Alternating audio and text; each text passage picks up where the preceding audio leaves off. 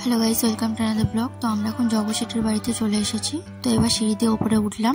উপরে ভিউটা দেখো কি সুন্দর। এখানে পুরনো রাজা রানীদের জামা কাপড়, বেনারসি এগুলো সব সংরক্ষণ করে রাখা আছে।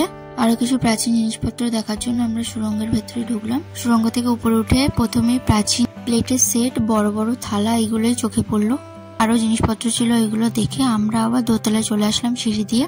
দোতলার ভিউটা দেখো অসাধারণ লাগছে। এইসব দেখে মনে হচ্ছে মুর্শিদাবাদ আসা সার্থক হয়েছে। চলো সামনে মিউজিয়ামে আরো কিছু জিনিসপত্র দেখে আসি। এখানে দেখো প্রাচীন ঘড়ি, কত বড় ঘড়ি। আমাদের মতো আরো অনেক পর্যটক এসছে, তো ওদের ইগনোর করে পাশ কাটিয়ে আমরা আবার জিনিসপত্র দেখতে শুরু করে দিলাম। এখানে রাজা রানীদের চা খাওয়ার জায়গা, সিটিং এরিয়া এগুলো একটু দেখে চলো রাজা রানীদের বুক শেলফ, পড়ার টেবিল এগুলো দেখে নিই। এই ঘর পেরিয়ে আমরা এখন রাজা রানীদের খাট আর সোফা দেখতে চলে এসেছি। এরপর রাজাদের আমলের পিয়ানো দেখে আমরা কিছু কেনাকাটি করে হাজারদুয়ারির উদ্দেশ্যে বেরিয়ে পড়লাম। ওকে, দেখা হচ্ছে পরের ব্লগে। হাজারদুয়ারিটা সুন্দর করে দেখা।